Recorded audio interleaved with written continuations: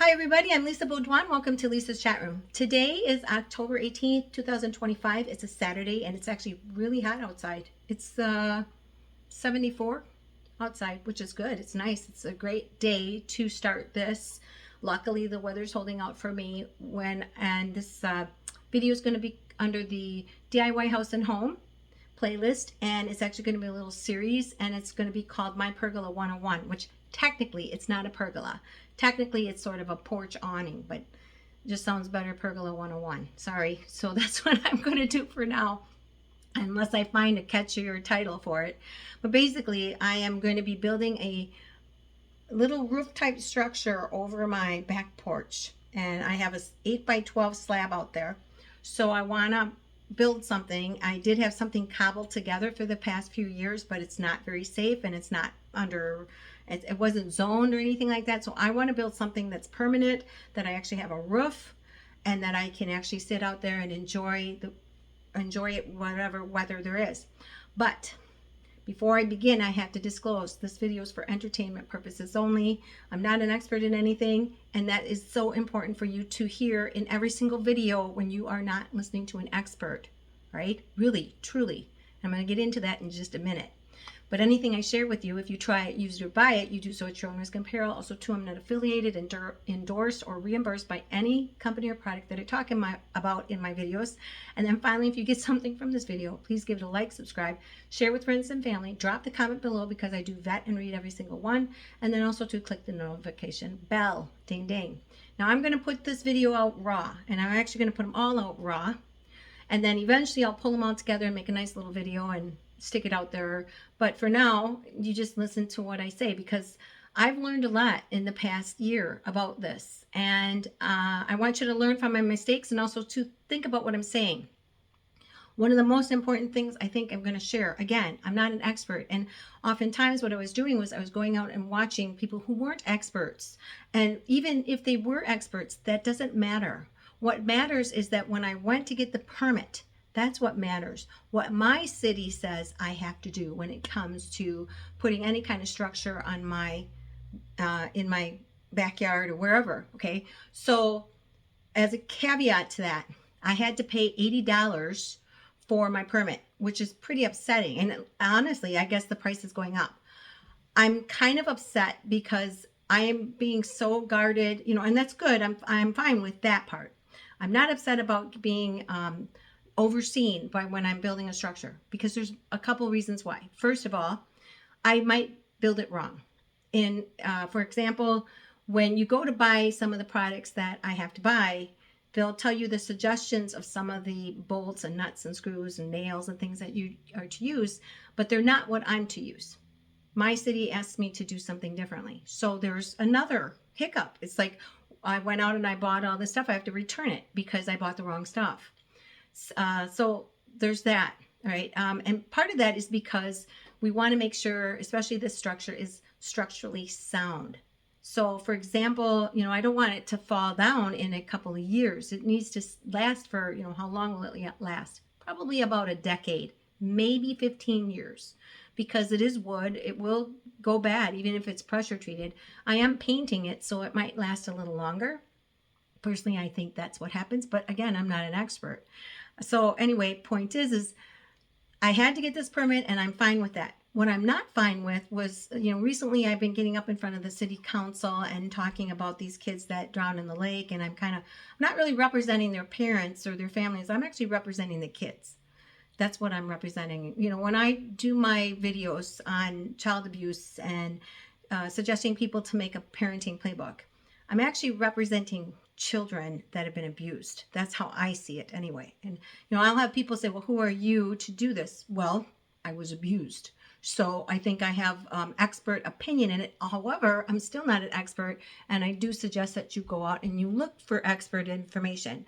But again, when I looked for video experts, what happened?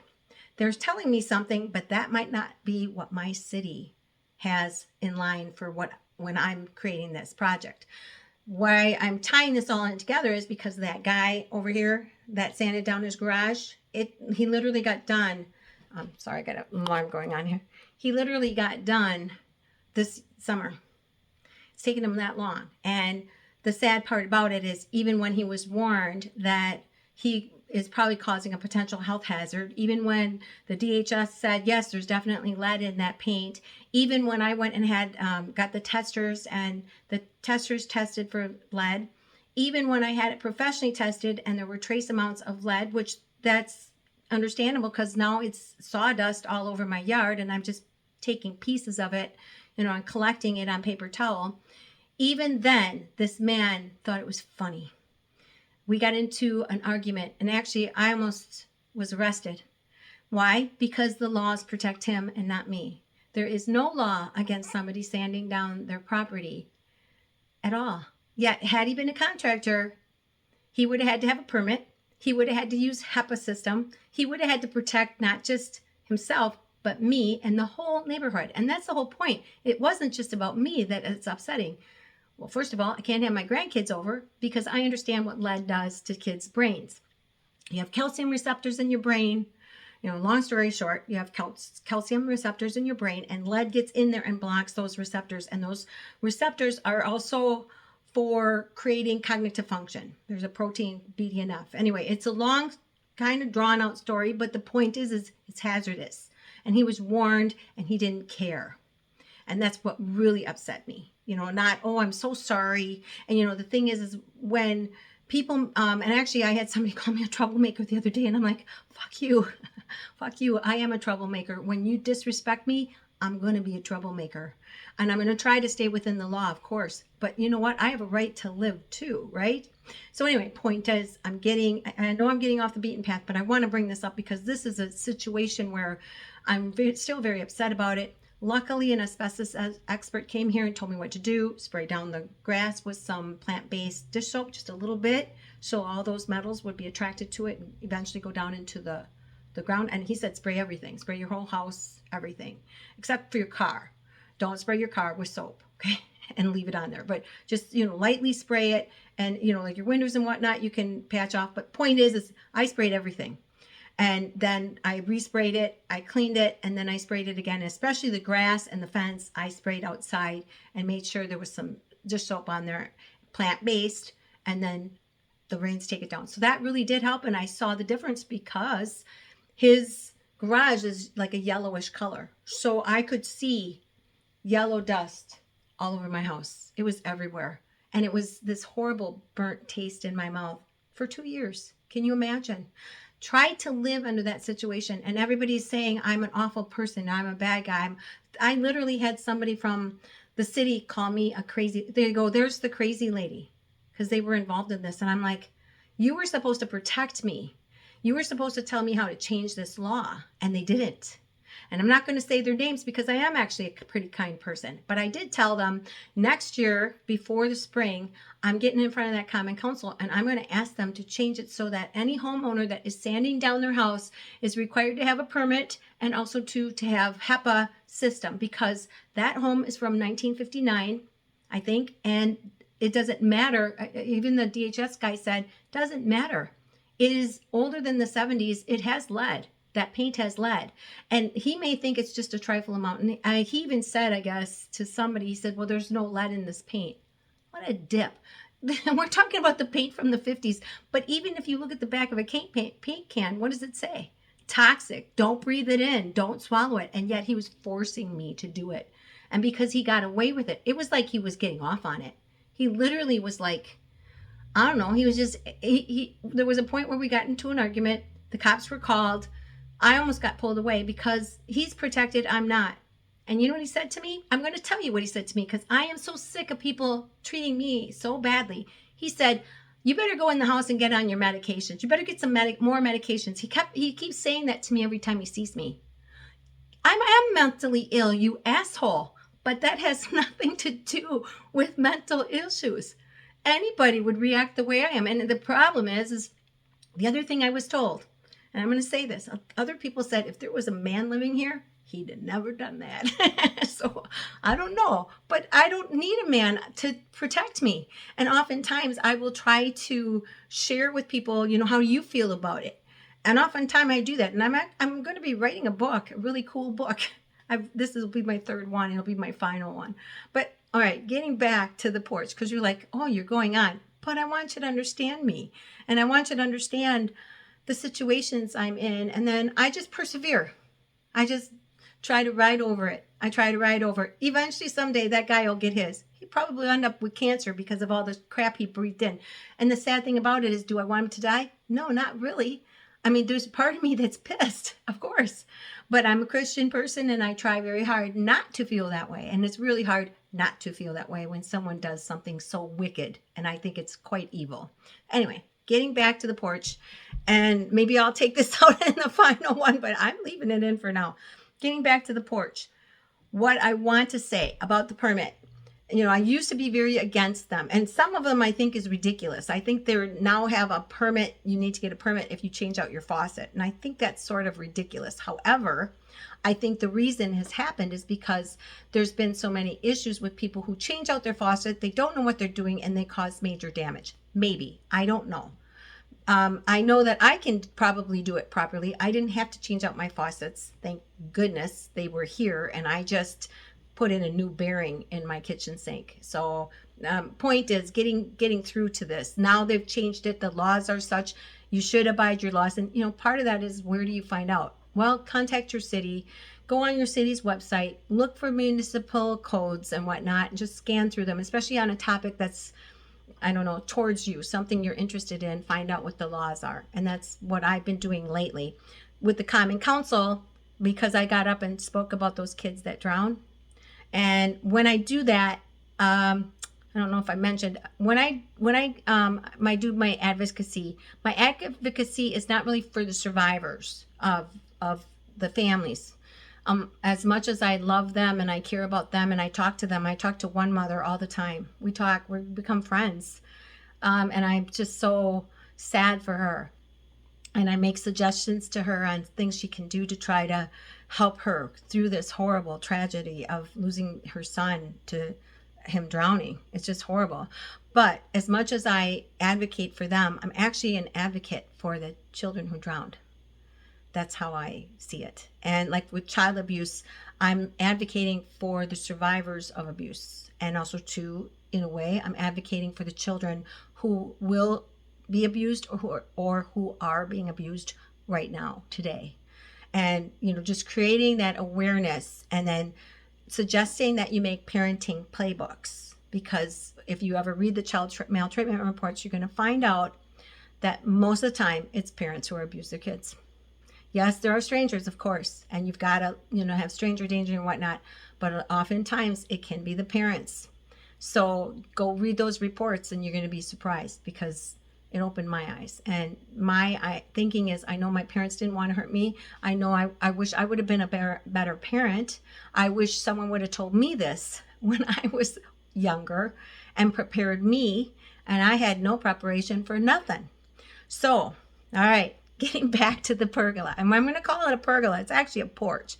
So now I'm going to take you out and I'm going to show you the area. And that's the number one thing you need to do first. You need to start making a plan. And as you do, be prepared to change that plan up. You might want to write it in a binder in pencil, put it on a computer, but when you print it out, no, you're going to print it over and over and over a couple of times, because you're going to refine it as you move forward. And then the other part of it is, I do it in stages. So the first stage is prepping and planning. But planning happens throughout the whole thing, and so does prepping in a way. You're trying to get everything ready so that you can just go boom, boom, boom. And most of your whole build is probably about 90% prep and plan. Because if you don't do that, which I didn't, and part of my problem is I went out and I was researching, I was watching people that were supposed experts, but I also watched people that weren't. And I was not really thinking about it. I'm like, oh, that's a really great idea. So then I would go and buy the stuff that they had. And then I'd buy the stuff the experts on the videos. Then they're experts. They're experts. But here's the point. They're not experts in your city. You need to have that building inspector come to your home. So there's these points of where you're going to do that. So you don't waste your time or their time, because their time is valuable too. It's kind of like a doctor in a way. And they know more than you. And even though it's irritating that you have to pay your city, which I think it's kind of I pay for a permit and then my house value goes up and then I got to pay more taxes. I think that's bullshit. Okay, I do. But I want to make sure that I do it right, especially for my family, but also too when I sell this house, because I do intend on selling it. When I do sell it, the next person that's out there is going to enjoy that area and nothing's going to happen to them. They're going to be safe. They're going to be protected. It's going to be insurable, because the insurance company will come by for them and say, oh, you know what, she didn't have a permit. We can't insure this. So I want to make sure that that's okay. So first thing to do is, I gotta be careful. There we go. We are good. And I'm just going to give an overall of everything. All right. So let me move this way. You can see I got stuff set up. Okay, so this is where it's going. It's 12 feet wide by 8 feet deep. And it's not going to be attached to the home. And I'll talk about that more in the house. But I just want to show you, I'm prepping right now. I'm cleaning everything up, making sure the walls are cleaned up, measuring everything. And part of my issue is that window. That window actually stops at 8 feet. So that's a pain. The other thing is the lighting. I'm going to have to take that down. Now, electrical wise, I don't even encourage people to do their own electricity because it's dangerous. That's the most dangerous, when you think about what can happen. So, but the inspector was already by, and I'm going to just shut off the electric and take that down. He said that I could just have a motion light somewhere and have that posted out here, which I will, and I'll have it on a beam so it gets some solar, or I can plug it in, and there is a plug over there. And I put a board above that. It's an outdoor plug, and it actually whips open like this.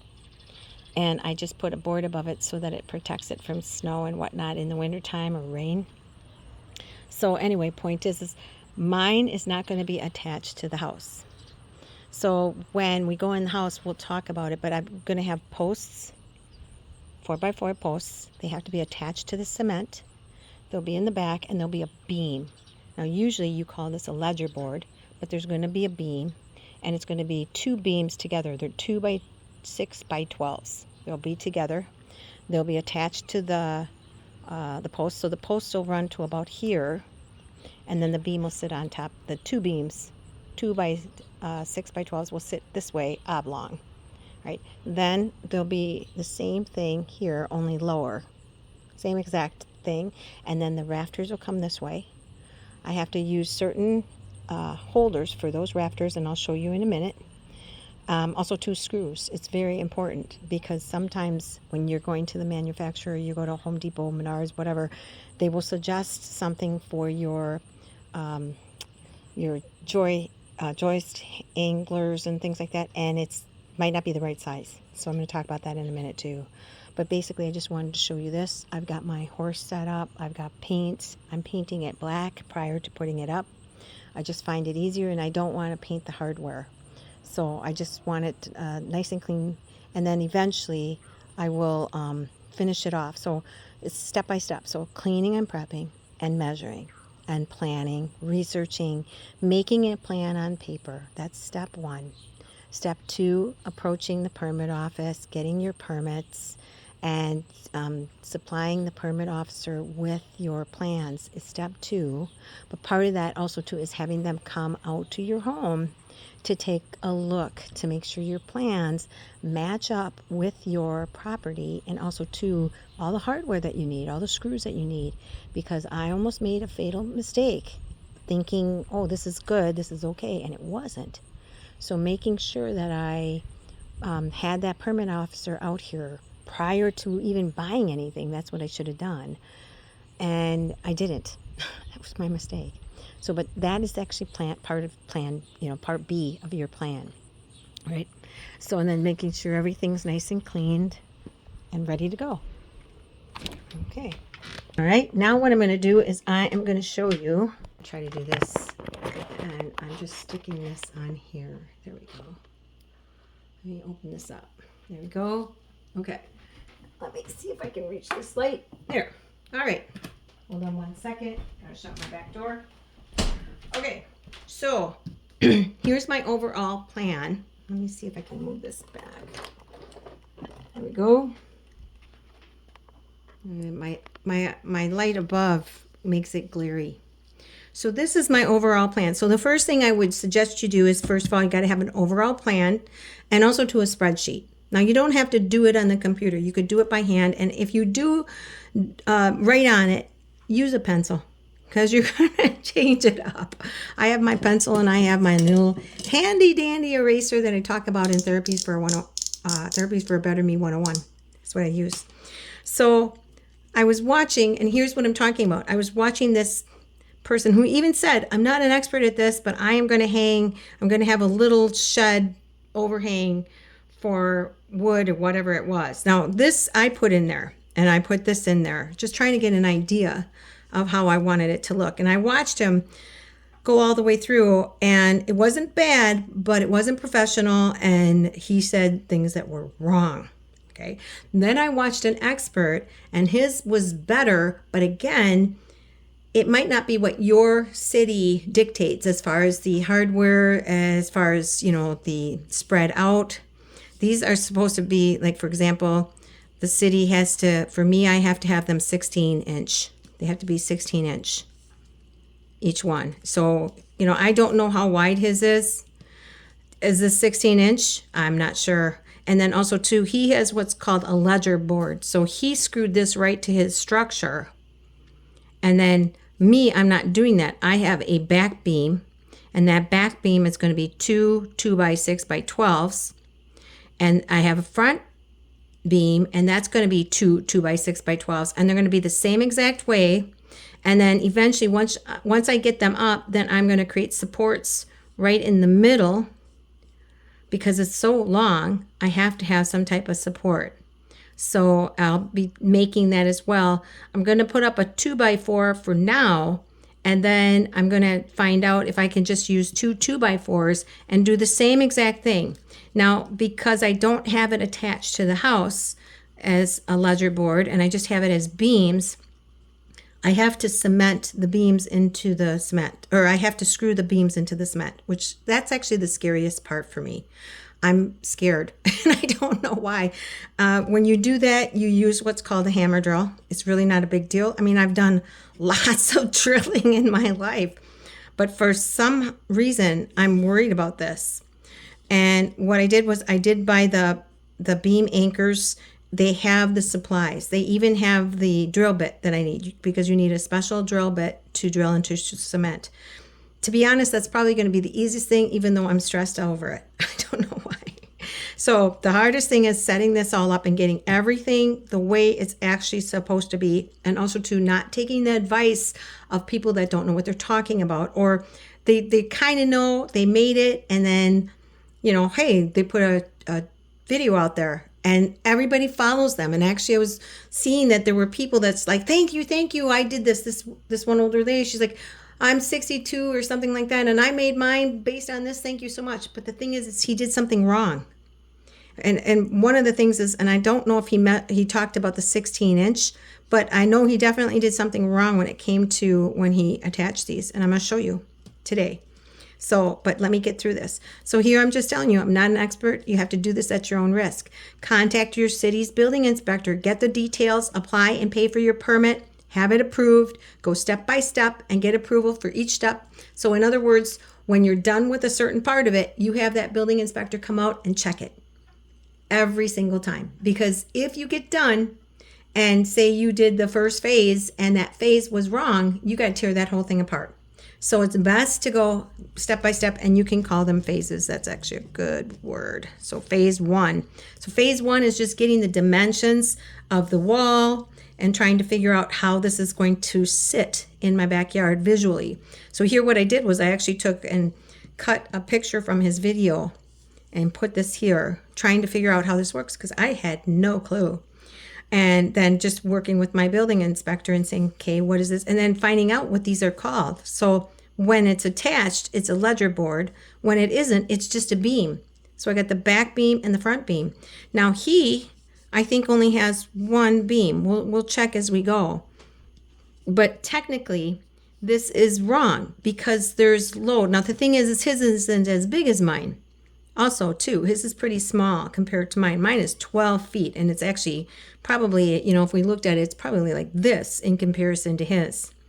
So, but there is it's there's load bearing on here. So in the wintertime, your snow is going to pile up on here. So you have to have support, correct support going across and going down so that it doesn't break. And that's why the 16-inch is recommended by my city, at least. So that, because apparently in the past, if you didn't have it at 16-inch or you had it wider, maybe there were problems. So I take what my professional inspector tells me. Anyway, point is now when you look down on this one, now you can see that stupid window is in the way. So what I did was I went and I bought my beams at Home Depot, or excuse me, at Menards, and Menards will cut them for you. So I had my beams, my back beams, they were cut at 8 foot 7 inches. And if this is 6 inches, then that would give me a 1 inch clearance here. That's how I saw it. But I didn't know how this was going to work. I'm like, how does this work? I don't understand it. So here's what happened. My inspector came and he showed me this. And he actually drew this out, and he drew it out on this paper. My inspector is like an artist, way better than me. So he showed me this here. And he said, you have to have two 2x6 by 12s in the back and in the front. Because of this, it's called tributary areas. It's where the weight is going to be during this whole process of this roof being up there with snow and rain, and you want to make sure that it's sound structurally, it's not going to fall over. And they have mathematical equations and formulas for this. So that's why you should have, if you're going to do this, definitely get your permit officer involved, because this guy, I don't think he has a double beam. I don't think he put a double beam here. I think it's just one single thing, but maybe his is small enough that he can do that. So make sure you check with your permit office and your permit instructor. Have them, or your permit inspector, have them come out and have them walk through your stuff, have extra paper. And that was another problem. My permit inspector came out and I didn't have anything prepped. I didn't have anything ready for him to look at. It was on an email to him. He didn't bring anything. He just stopped by here one day. I'm like, can you just stop by for a minute? I just have a question. And I ended up wasting his time, wasting my time, because I didn't have this printed. And I did. I just didn't know where I put it. So anyway, point is then he did this for me. And he's showing me about this right here, this weight bearing, and why it's important to make sure that you have a back, especially because I'm not anchoring to the house. Now, if I wanted to anchor to the house, what would happen is I would have to take and do, I think it's called pilings, where I would have to cut this out and put it into the cement, and there's all kinds of stuff that you have to do. And rather than doing that, I'm doing the back beams with the anchors. So there'll be anchors here, and they'll be anchored into the cement. They'll just be screwed into the cement with bolts. Here, and then I'll show you the next one, but in the front too as well.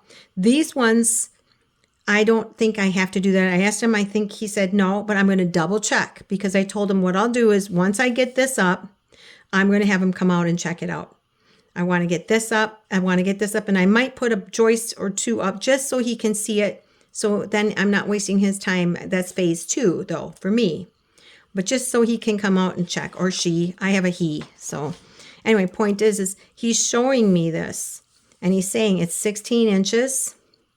And he's showing me the different ways that the beams can be. So there is such a thing called a heavy face mount hanger, where I could put that here and I could have my beam run up. But that means I have to cut this down. And so I would have to cut 2 inches off, or 4 inches off of that side and 4 inches off of that side. All right, there's that way. So the beam would be shorter, and then the posts would come up to here. And these are 4x4 posts. Or I could buy these special little things that go on here, and I could put it on top, which is best, because here I'm screwing it in. And so the weight is distributed differently. And he said that's what's the science of this and the math of this is, because of this, your weight will be distributed differently. So you have to do different things. Here, your weight is distributed on top of the beam, on top of your back beams. So here, it's distributed differently. So that's why you have to have this. It's a very strong holder here, and you have to bolt it in, and they run very high. They're expensive. And then I will also have to cut these boards. So this issue for me was I already had these cut. These were cut to 8 foot 7 inches. So what do I do? That's what I thought. I'm like, oh my gosh, what do I do? What I decided to do is I'm going to cut my beam, my back beams down to 8 foot 1 inch. I might even go 2 inch, just in case. We'll see. I think I can do 8 foot 1, but see, I'm not really great at cutting beams. And really what I should do is take it over to Menards, because Menards will cut it. I'm not sure if Home Depot will, but Menards definitely, if you have your receipt, they will cut it for you in the yard, which is nice. And as a caveat to this, I wasn't sure if I was supposed to take my post and have it like this. This is actually the post, and have it on an angle. And no, you're not. And I'll show you why in a minute. But no, you don't do that. But that was an alternative. And 2 people said, oh, Menards won't do that. And then I went out in the yard, and sure enough, they can do it. They have an angler on their drill. I do not have a table saw. That's one of my biggest problems. And I should have bought one a long time ago, but they're expensive. So, and I'm not going to use it too much anymore until I go to my next project. So I can't afford it right now. I'm probably going to take the beams back and just have them cut it. They do it really well, and then I don't have to stress. If I don't, then what I'm going to have to do is when I make the cut, I'm going to go all the way around and put a line. And then when I cut, I'm going to put it on a board. I'm going to use my T, which looks like this. And I'm going to cut very carefully this way. Then I'm going to turn the board once, and I'm going to cut that. And then I'm going to turn it again and cut that, and turn it again and cut that. I think I can handle it. Actually, that doesn't scare me. And the whole truth of that is if I screw it up, I just have to buy another beam. That's how I see it, which, yes, it costs money, but I'm more worried about the cement than the beam. So anyway, point is I've got this, and what I'm going to do is, like I said, I'm going to cut these down from 8 foot 7 inches down to 8 foot 1. And the reason is because of this dumb window. I have to have at least 1 inch here gap. Might even be better to have 2, right? And the point is that if I cut this at 8 foot 2 inches, all right, then my beam is going to sit on top of that. So then I will have the clearance for that. Get what I'm saying? So my fear is if I don't cut it right and it comes down and it hits that window ledge, I'm not sure if that's okay. And I want it to look good. And also too, in the future, I would love, if I stayed here, I'd love to take that window out and put something else in there, which this window is not. It's from 1950. What was it? I can't remember what year this house was built. 1958, 1959, something like that. So it's not really what you would call a standard window anymore. And it doesn't open, and it's a pain. So I would like to have that removed and put in a new one. And actually what I wanted to do was add a whole back to this whole yard. It's actually set up for it. The grass is low, but whoever, they didn't do it, and I can't afford it. There's no way. And there's also comes a point where, is it feasible to, like when you're reselling it, is it really going to give you the amount? And you're going to be very shocked when you hear I'm actually also too a real estate agent. Yes, I took my test. Yes, I passed the very first time. It's just dormant. In other words, I'm not active. I haven't taken any continuing ed, and I got it back. I think it was 2006, but I'm pretty smart about real estate and whatnot. So to me, it's like, there's only so much I can do to this house to make this house worth the value. And you got to take and figure out what's going to be the most bang for your buck. So for me, say I have $1,000 and I want to sell the house in the spring. What am I going to do to make this house a little better in value so that people want to buy it for a little bit more? Well, this is it. I could change out the fence, which I would love to do. I got people complaining about the fence all the time, and it's like, I'm sorry, I'm doing the best I can. And actually, that's a whole nother neighbor issue. But point is the fence is going to cost me at least $3,000. this is going to cost me about $500. So maybe next year, if I'm still here, I'll address the fence and start putting in new pieces one by one. But right now, this is the most bang for my buck. This is going to help me sell the house. This is going to be a really nice feature. And the agent can say, imagine sitting out here having a cup of coffee, looking at the little berm garden that Lisa made. That's exactly why I did it. So that I could sit out and look at that berm. And actually that dirt is from right here. There's a concave here. This whole thing is down. And I think what they were going to do, again, was build a second addition in the back, a back addition, which I would have loved. Had I been married, had, things changed, maybe I would have done it. But for now, what I'm doing is this. So anyway, point is getting back to this, making sure that you get your measurements for your back. And this is going to go against the wall. And this would have been completely wrong. I would have gotten in trouble. Had I just gone and done this without a permit, without asking questions, just watching people using L brackets maybe or something like that, this would have been wrong. And it wouldn't have been structurally as sound as this. So, and then he talked about these after that. So that's awesome, right? And he said the joists need to be 16-inch on center. So 16, 16, 16. He also said I need to bracket these together.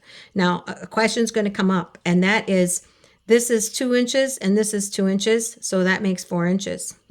So when I'm buying all the hardware like this and this, what kind of screws do I use? Do I use nails? Do I use screws? What's the best? Well, for me, I'm going to use screws because I want to be able to tear this down. Who knows? Maybe I'll win $1 million.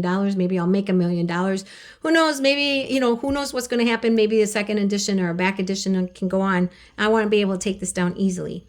So that's why I'm going to paint it first and put the hardware on, which might cause problems. And we're going to talk about that in a minute too.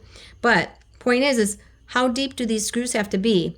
Now, when I'm looking at the hardware, I'm going to warn you. They say that, they'll tell you what's recommended. They recommend 1.5-inch screws. That's not necessarily true for me because I have a 4-inch board here. All right.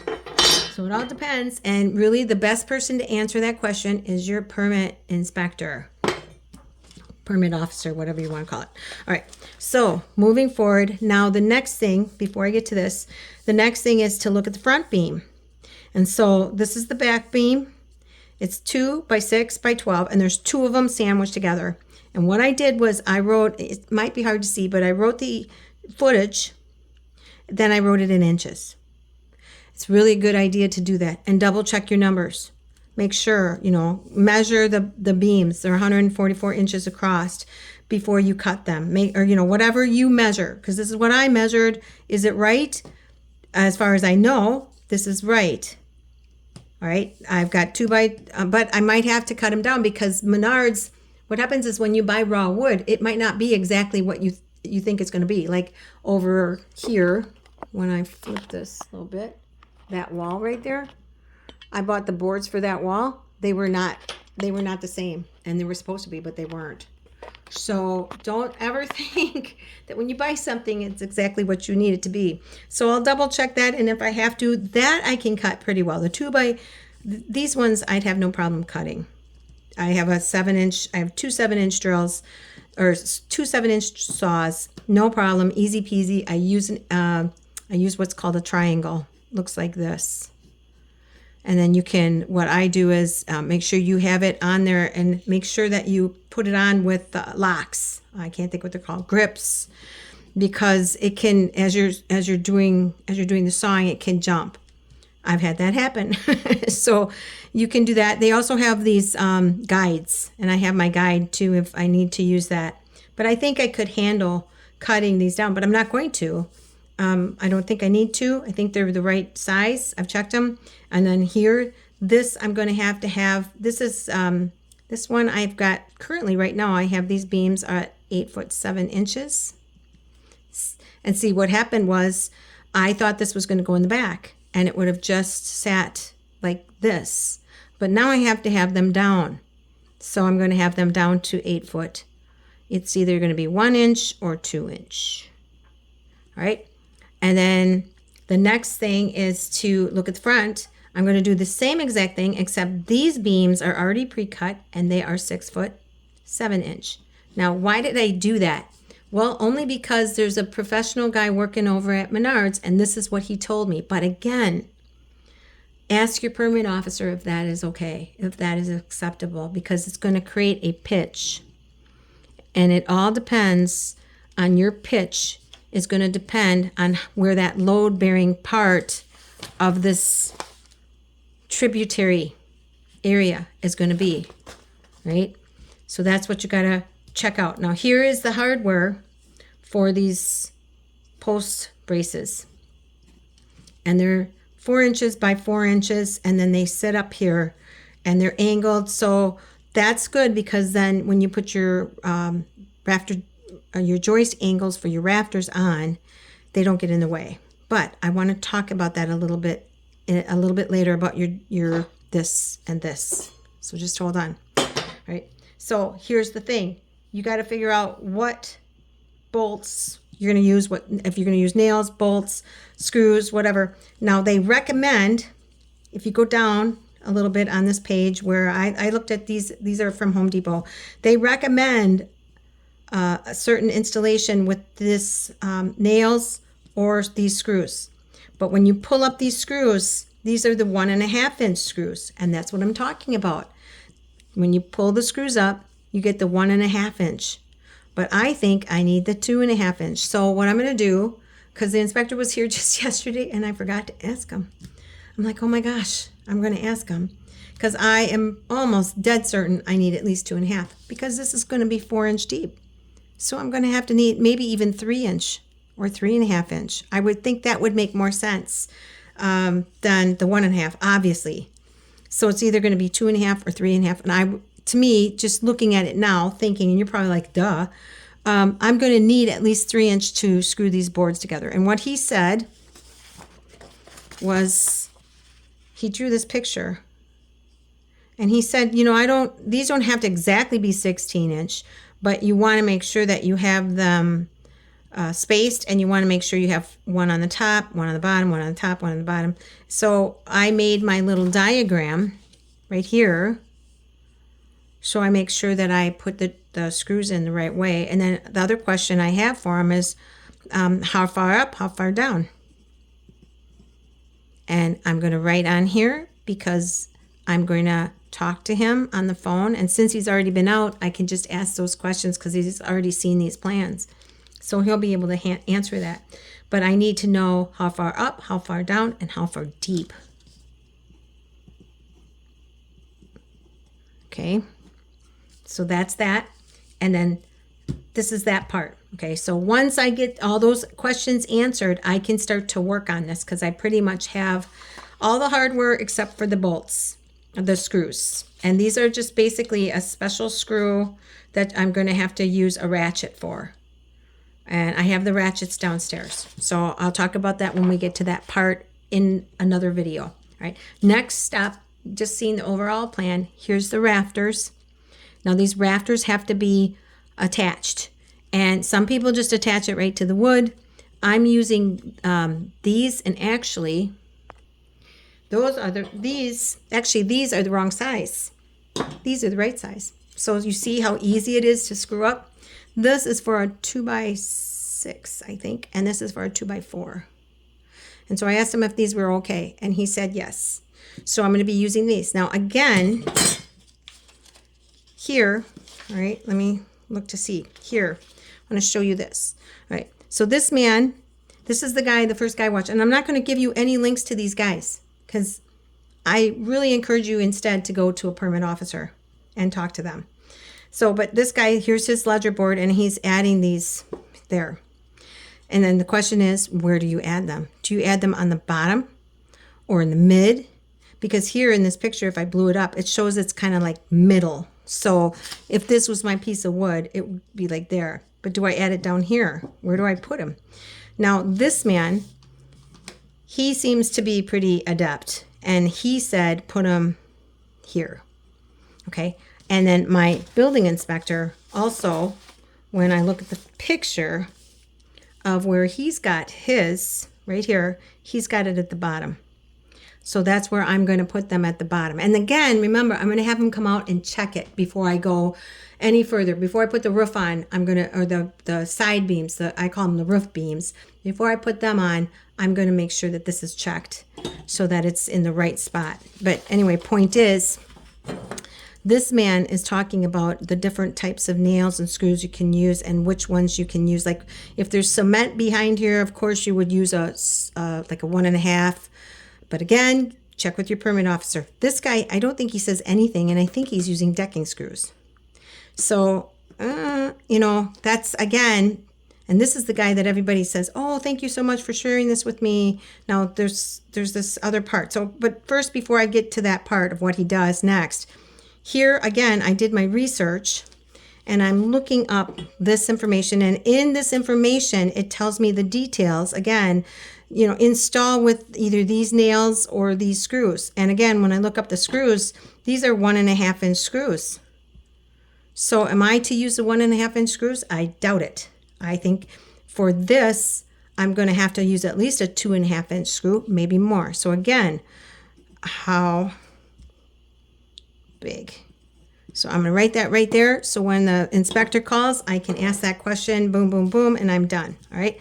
Next step. This is where the rafters meet, right?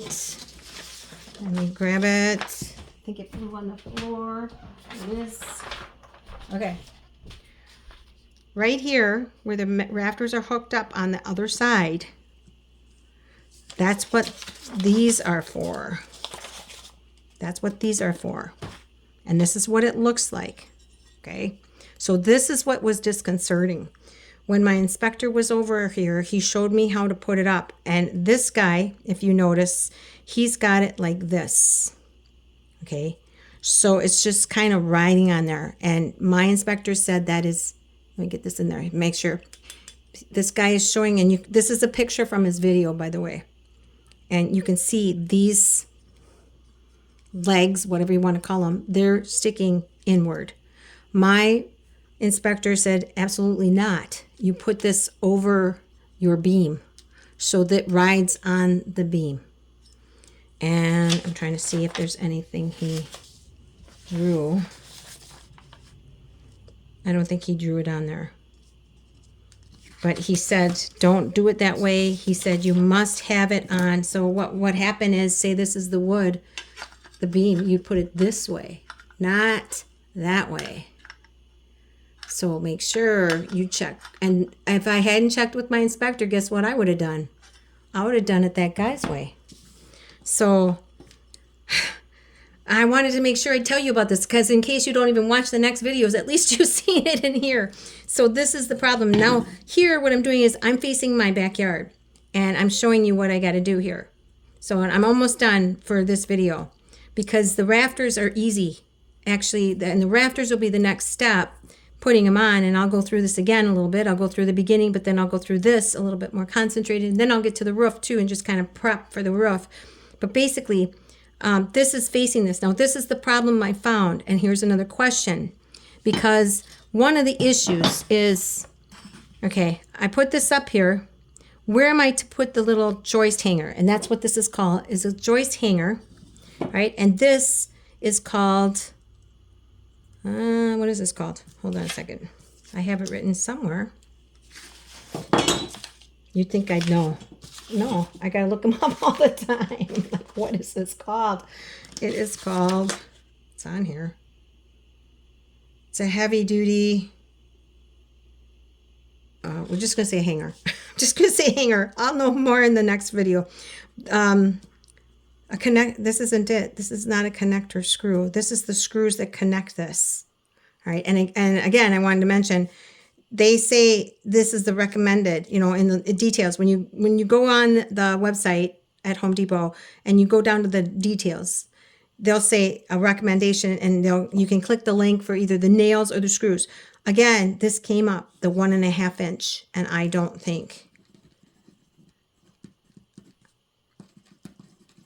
that's right for me, because I've got a double beam, and this should go into the double beam. So if you can picture, I'm going to have a beam and a beam. This is 2 inches going across, and this is 2 inches going across.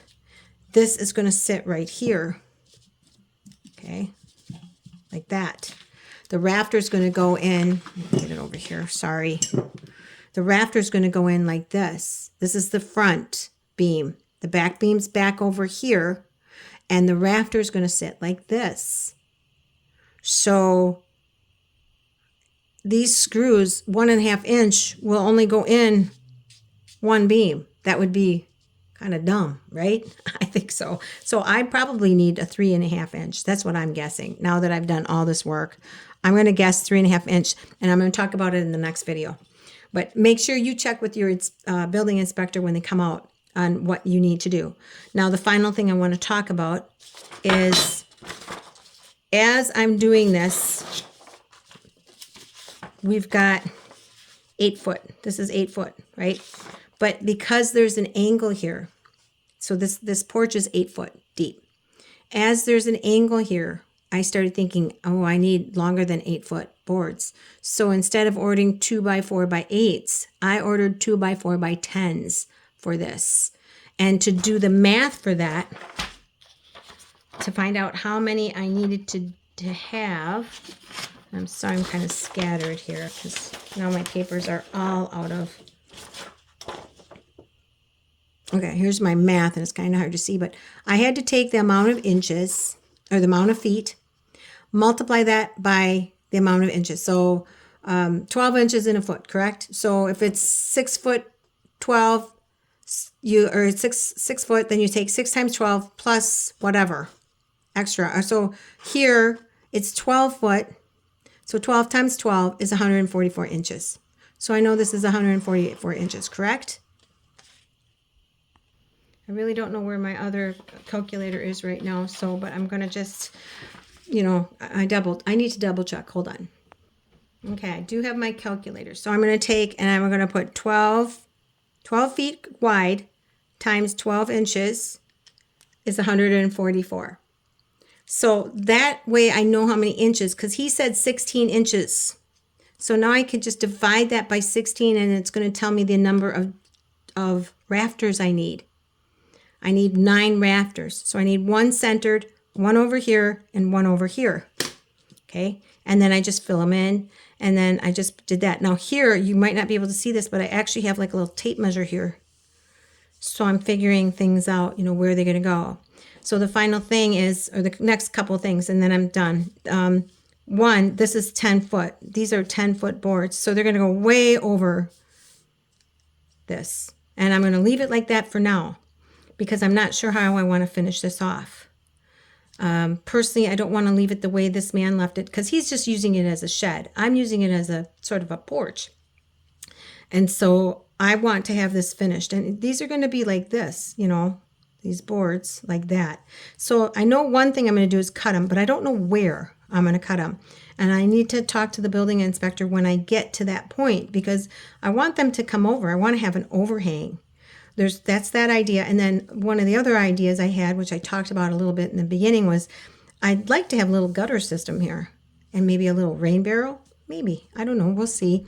That'd be kind of nice. Or at least somewhere where I can have it not be, flooding in front of this cement area and going off maybe out to the side of the house where, and maybe having something come out this way. I'm not quite sure how I want to do that, but I haven't thought that through, but I've thought through enough where I'm like, I need to stop and address this before I do anything to it.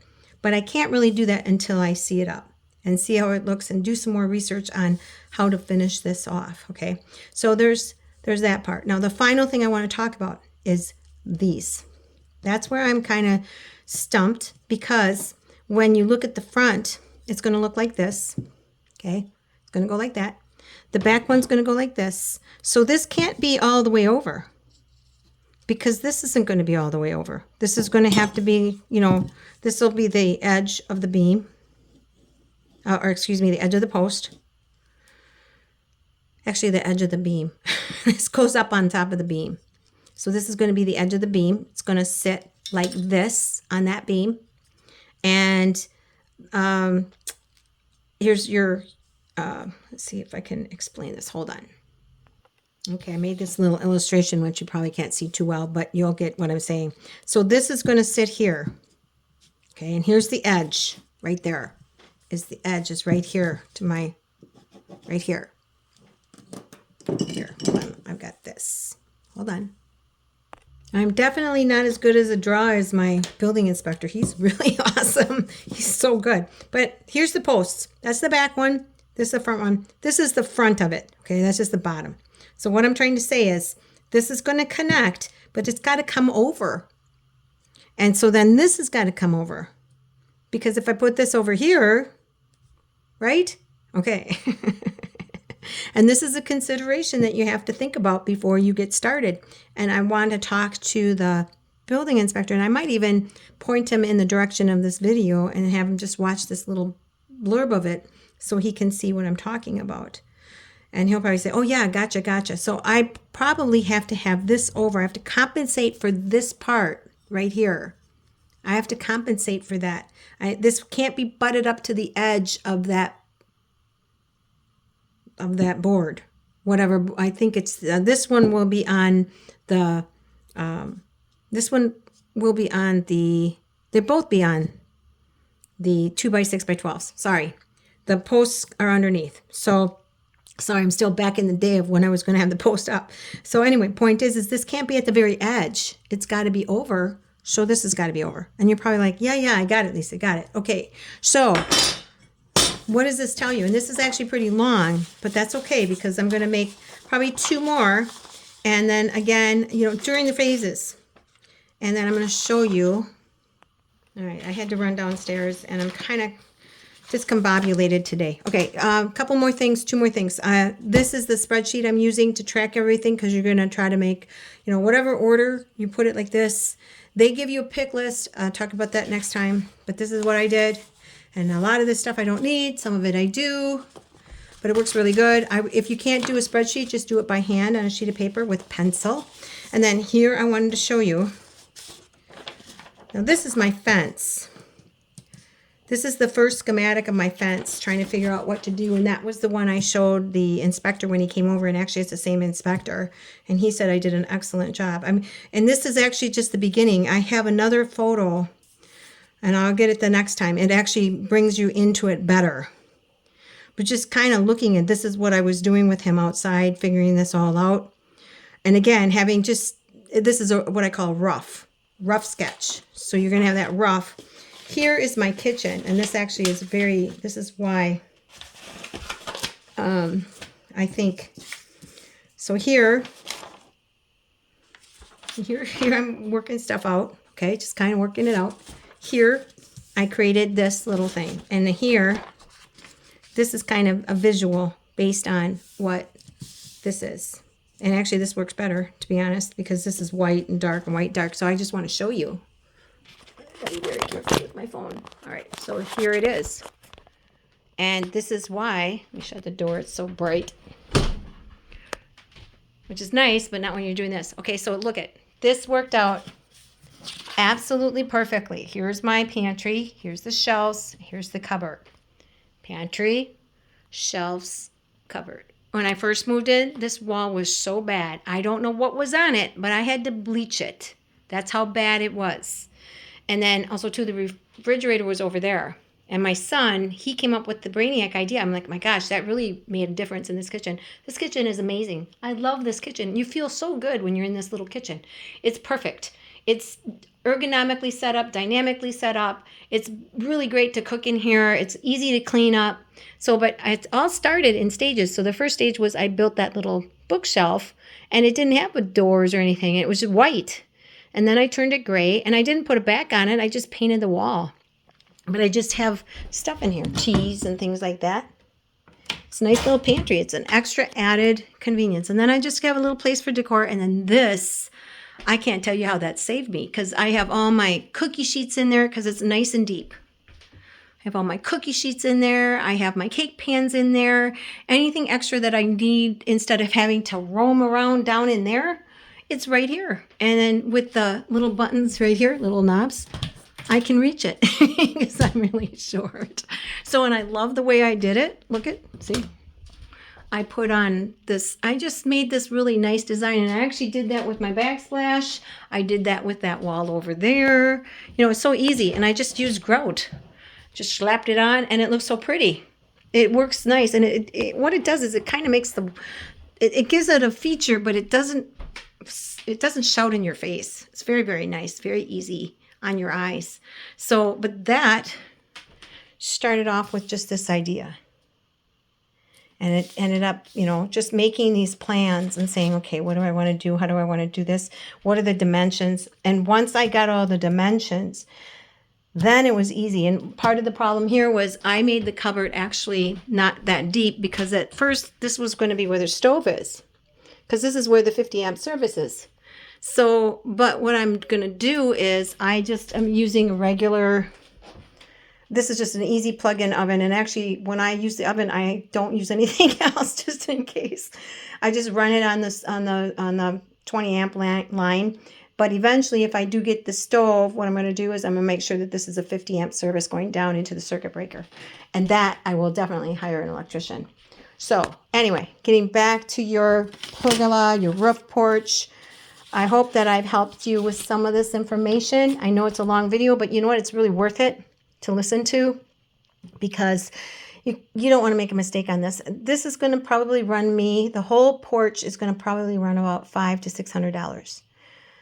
That's with the permit and everything else. And that's me doing it. So when you're doing your own stuff, you really want to have the expert. And the expert is the permit officer, the permit inspector, that's going to tell you yes, tell you no, what you can and cannot do. So make sure you have a relationship with them, and make sure you budget that in, factor that in. And ask how long that permit lasts, so you can adjust your finances so that you can do this. All right. So that's it for this. I hope you've gotten something from it. I'm all white because of the lighting.